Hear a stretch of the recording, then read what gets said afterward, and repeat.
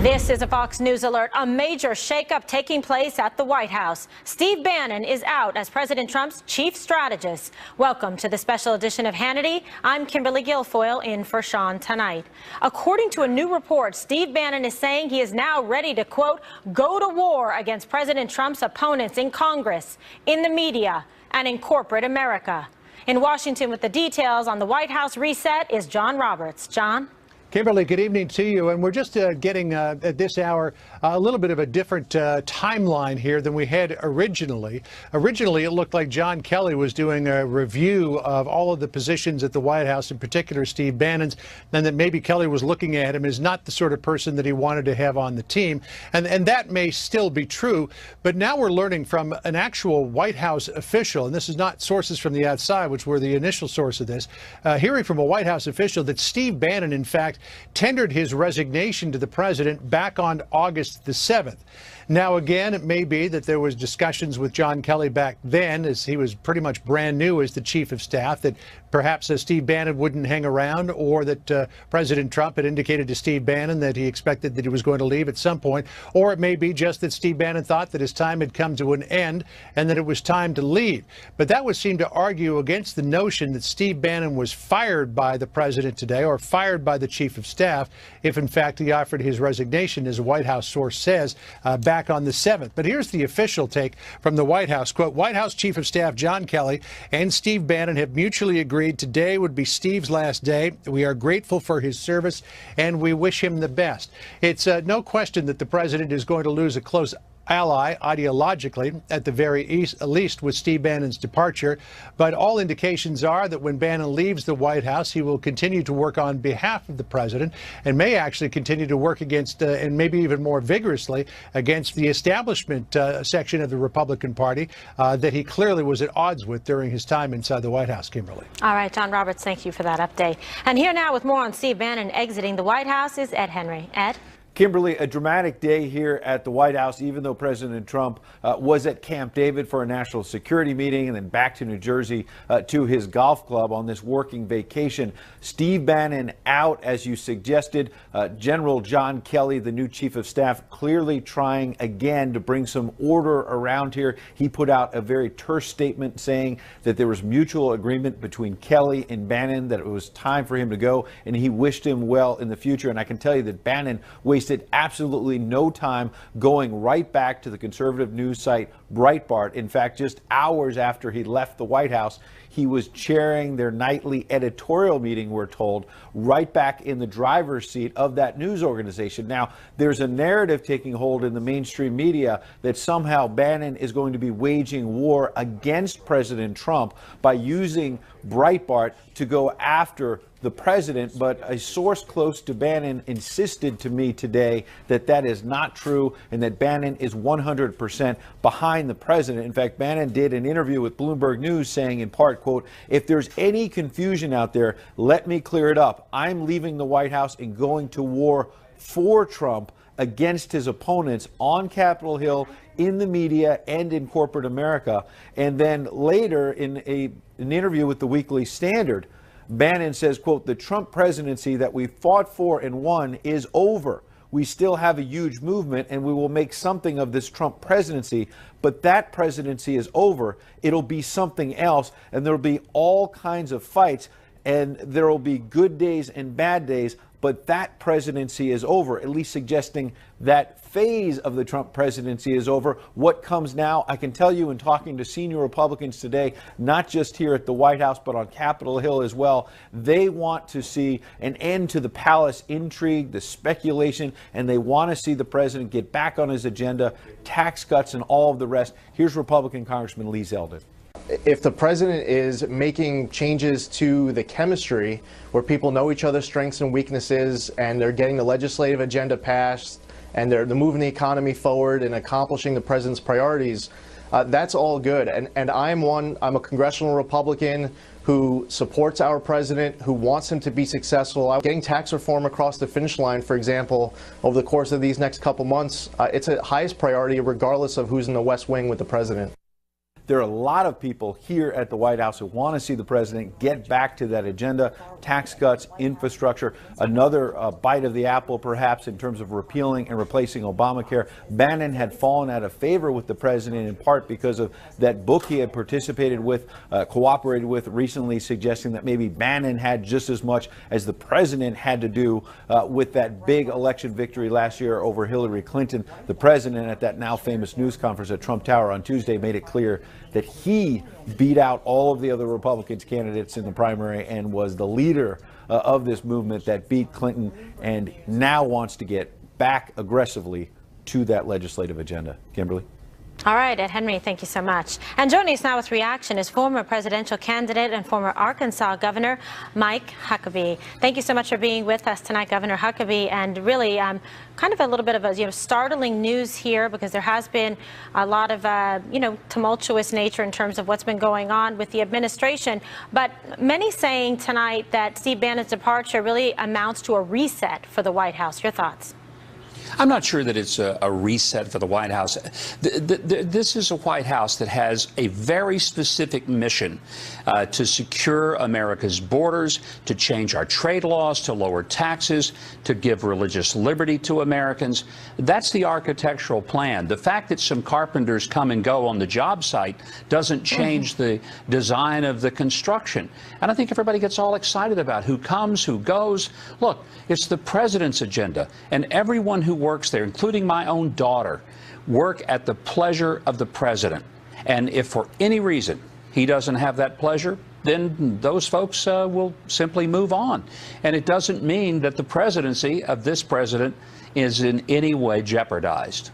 Okay, well, Newt Gingrich has been quoted as saying President Trump needs to make some serious changes to his presidency. Would you agree with that statement?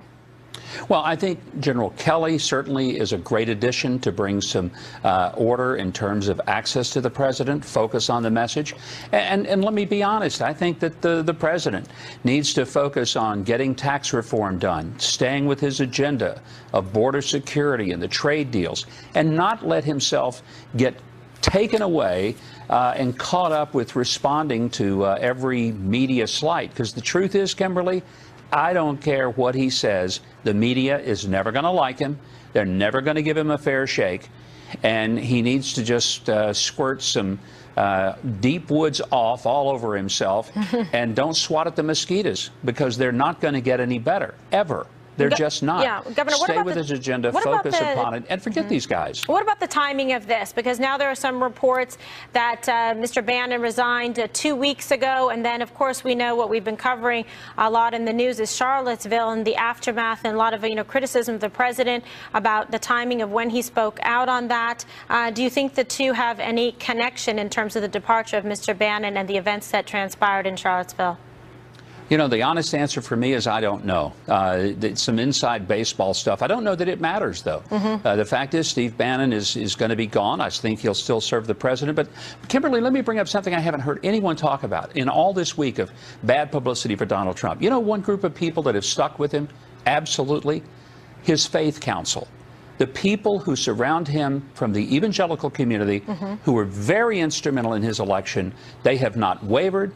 They have not in any way stumbled.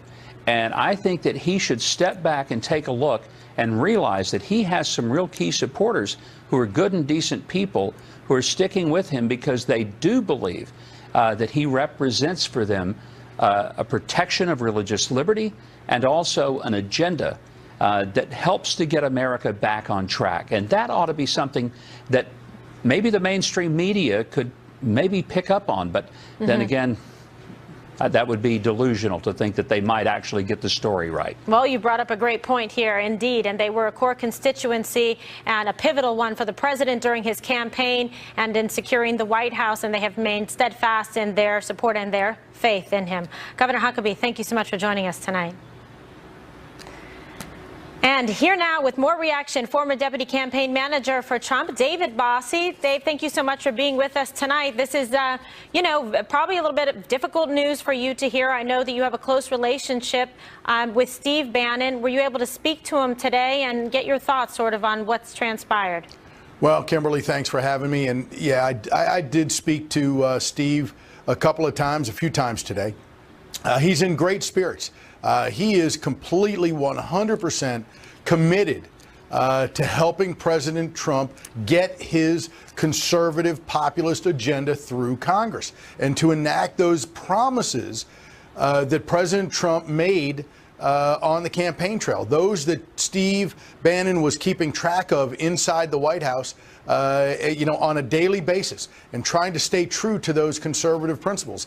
And I think that Steve, whether he's inside the White House or outside, is going to continue to do just that. Okay, and what about the fact that there was sort of this push-pull inside the White House between sort of the populist agenda and those that were perceived as globalists, and specifically there was discussion about a battle currently between Steve Bannon and H.R. McMaster and perhaps even John Kelly? Well, look, the inside baseball, the inside battles that were going on are over now. With Steve's departure from the White House, now General Kelly, now the chief of staff, will continue to create his staff that will be reportable to him and accountable to him. And I think that that's what General Kelly came in to do. He has been very surgical in trying to put together the staff that he believes will work for him. One of the things they have to do is make sure that they are staying true to the Trump agenda. And as long as they do that, they will succeed. But the inside baseball, games, they're going to continue. Sure. Steve, and I just will say one thing. Steve came into the campaign, and the campaign was incredibly in a tough spot. And Steve helped right that ship and help get it across the finish line. And he was not part of a problem there. And I think he gets a lot of bad press, for being a disruptor when he's a disruptor of the establishment, not of people he's working with. Do you think that the past news cycle of what's transpired in Charlottesville, also the book The Devil's Bargain, and perhaps even the recent article with a journalist where Steve Bannon is quoted, had anything to do in terms of putting a little fuel on the fire? Yeah, I really don't, Kimberly. What I see, what I know happened was that he did tender his resignation to General Kelly back, I believe, on the 7th or the 9th, and that he was. So when Kelly came in. That's right, and so, to give the general an opportunity to have a clean slate. And I think Steve's an honorable man, but they decided that earlier this week was going to be Steve's last day, but they put that off because of Charlottesville, and they put it off because they didn't want to have even a bigger disruption during some chaotic days. And I think that this is a Friday afternoon is just as good a day as any once it's been established that he's leaving. Yeah, no, I don't know if you remember back when this all started during the campaign and then during inauguration. It was my understanding at that time, back in January, that Steve Bannon was planning on serving and being there basically through Labor Day to really get the president started and to, help with the president's agenda and get him in a secure spot, that it was never his intention or desire to be a, career politician or stay in the administration. Right. Yeah, I've worked with Steve for about 12 years now. I've been a business partner with Steve Bannon for about 12 years. He's never come across for 1 minute as a staffer to me. Right. And so I just, he is somebody who was dedicated to this president, will continue to be dedicated to this president's conservative reform agenda. All right, and as somebody who's going to continue to help him and I think be a very powerful positive force from the outside. So you won't expect anything in terms of criticism. A lot of people fearful that are supportive of the president, that Bannon, who is a very powerful adversary and also a very powerful ally when he's on your side, will not become adversarial with the president and using Breitbart, etc., to make attacks from the outside. I completely believe that that's hogwash. That is never going to happen. Steve Bannon is an honorable soldier in our effort, and somebody who is going to, as I said, lift up the president's agenda. Now, if he has policy disagreements with people inside the White House, where he was handcuffed while he was inside the White House. It's a different ballgame. It's a different ballgame now, and he may not have those same handcuffs as it relates to individuals inside the White House who he doesn't believe carries the president's agenda wholeheartedly. All right. Well, you have my full attention. I speak bossy, and I know what that means. All right. Thank you so much. It's good to have you here tonight. And coming up, more reaction to tonight's breaking news. Steve Bannon is out as White House chief strategist. Sarah Carter and Charlie Hurt weigh in next. That and much more on this special edition of Hannity as we continue.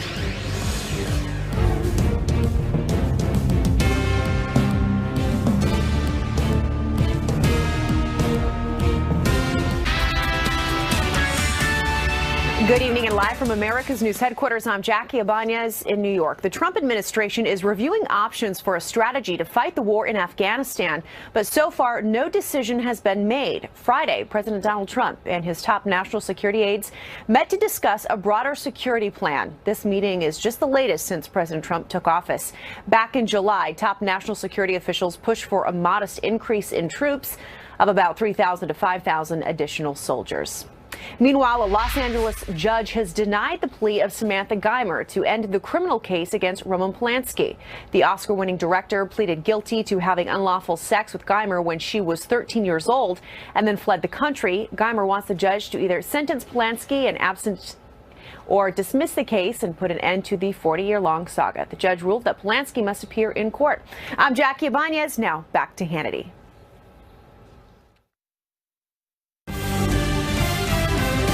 I like Mr. Bannon. He's a friend of mine. But Mr. Bannon came on very late. You know that. I went through 17 senators, governors, and I won all the primaries. Mr. Bannon came on very much later than that. And I like him. He's a good man. He is not a racist. I can tell you that. He's a good person. He actually gets a very unfair press in that regard. But we'll see what happens with Mr. Bannon. Welcome back to Hannity, and that was President Trump earlier this week calling Steve Bannon a friend. Sarah Carter with Circa News spoke with Bannon earlier this morning, and she is reporting that Bannon said he resigned from his White House post about 2 weeks ago. Sarah joins us now along with Fox News contributor Charlie Hurt. So Sarah, I want to begin with you, and you confirmed today that Steve Bannon offered his resignation 2 weeks ago. How did this all play out, and what have you heard about why he resigned? Well, he offered his resignation, according to Mr. Bannon, 2 weeks ago. And he had always said, and he told me this, that from the beginning, he never planned on being at the White House more than 8 months to a year. And right. August 14th was the year mark for him, and he was ready to move on. And I also think that, he's at a point where he can. We've seen this big turnover, at the White House. There's a restructuring of people within the White House, and General Kelly is there now, and he, he's taking the helm. And this was a way for Mr. Bannon to kind of move on with what he would like to do and give that space so Kelly can do what he needs to do. Okay, so did you call him this morning, or he phoned you? And how did this come about? Yeah, so I did. I contacted him directly. As you know, the rumors were swirling around for more than a week now, and I wanted to know what was going on, and I just asked him straight up, are these rumors true? What's going on, and can you talk? And he very frankly told me, yes, Sarah, that is correct. I gave my letter of resignation 2 weeks ago. And Kimberly, we're hearing all of these stories that he was fired, that he was pushed out. I actually heard from sources that the president was trying to figure out a way to keep him on board. But, both of them had come to this realization that this was probably what he needed to do. So it's just interesting to hear all the rumors. I wanted to talk to the people directly, and that's what I did. And fortunately, Mr. Bannon was willing to talk to me. Okay, is he going to make that letter of resignation public, that he resigned, in fact, 2 weeks ago? Because we haven't had any White House sources thus far, up until this point, confirming that. That's right. I'm hoping so. I don't think he's going to do that just yet, but I think he will make that letter available in the near future. And, I don't think he's the kind of man that'll do things quietly. He'll definitely come forward and let people know what he's doing. Charlie, I'll bring you in because there was discussion in the past when there were bumpy times, tumultuous times with Priebus, with Bannon, and the Mercers very strongly backed Steve Bannon with the president to help secure and stabilize and maintain his tenure in the White House. So that is a very strong alliance that going forward, you think it's one that will be positive and supportive to the president and his administration? Oh, I think without a doubt it will absolutely be supportive. Donald Trump didn't arrive at these political positions on a lark. Steve Bannon certainly didn't arrive at his political positions on a lark. And I think that it's very much in both of their best interest to continue, pushing forward. Steve Bannon has a lot to be proud of today. He helped get Donald Trump elected. Before that, he gave a tremendous voice to millions of Americans who had been kind of left out of the political process for a very long time. Steve Bannon, I know, remains completely committed to that agenda, which is now the Trump agenda. And I don't think that we're going to see Steve Bannon do anything but try to, put his shoulder to the wheel and Donald and Steve Bannon inside the White House. He's not an establishment guy. He's not an insider guy. He's best when he's a barbarian at the gate and he's leading an army of crusaders trying to get something done. That's where he is best. And I think in a lot of ways, doing what we're going to see him do over the next 3 years, I think that he will prove to be tremendously effective, every bit as effective as he was before he joined the Trump campaign. Well, he certainly is a successful man, has been able to, be successful in a number of different ventures besides politics. So now what about the fact that there was sort of this push-pull and this sort of battle within the White House with the populists versus the globalists? There was a lot of discussion recently in the press about the battle between Steve Bannon and H.R. McMaster. Yeah, and I don't think that just because Steve Bannon leaves that wing of the debate is going to lose. Donald Trump believes these things because he believes them. He knows that they're right, and whether it's on climate change or international trade or illegal immigration or fighting terrorism, all of these things, he has not budged from what the center of what his commitments were to the voters, and that's why so what Steve Bannon departs, I don't think that means that Donald Trump is going to renege on any of those things. I think he's going to remain. I think he's going to remain every bit as committed to those things as he was if Steve Bannon never left. Sarah, there was discussion that the president was upset about the book that came out discussing Steve Bannon, and then the article that came out that he didn't think he was giving an interview. Some of the comments there. When you look at this and kind of frame it in the lens of what has happened in terms of the arguments and what's been going forward in this country about white supremacy and nationalists, do you think any of that emotional rhetoric and that charged environment had anything to hasten the demise and departure of Mr. Bannon? I would only be guessing, Kimberly, if I said that, because I haven't had a chance to speak with the president about that. But it could have played a role in there. Look, I think the bigger issue really within the White House was this kind of ideological break that people had as far as like the Iran deal. That was huge. And, McMaster and Bannon butted heads over and over again with that. China was another big issue, which is why he talked to American Prospect, I think, and gave that very kind of stunning interview. And remember, he contacted them. They didn't contact him. He just gave up that information. Yeah. So I think a lot of the issues there are just really policy and ideology. How do we move forward with foreign policy, Certainly. national policy? And I think that remains to be seen. And I think President Trump is, going to keep a very watchful eye on what goes on within the White House and see how these policies kind of evolve. Remember, the Iran deal comes up for reauthorization again in September. And I think it'll be interesting to see whether he reauthorizes that again or not, and whether McMaster is able to push him in that direction, and whether Secretary of State Tillerson will do the same. So I think that's something to be mindful of. Okay. All right. Well, thank you both for being on the program. Always a pleasure. And coming up, the left and liberals in the mainstream media are losing their collective minds over President Trump's response to Charlottesville. Lieutenant Colonel Alan West will have reaction next on this special edition of Hannity.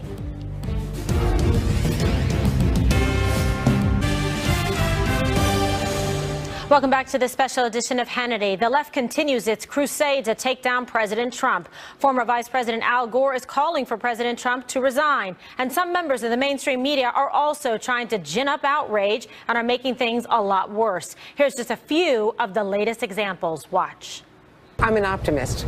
I have never been as discouraged as I have been this week about our country. Yeah, it seems that we're at a low point in American history. Last month, the president compared Civil War was probably a little worse. That was bad. Well, I'm worried about what's coming. Great Depression, pretty bad.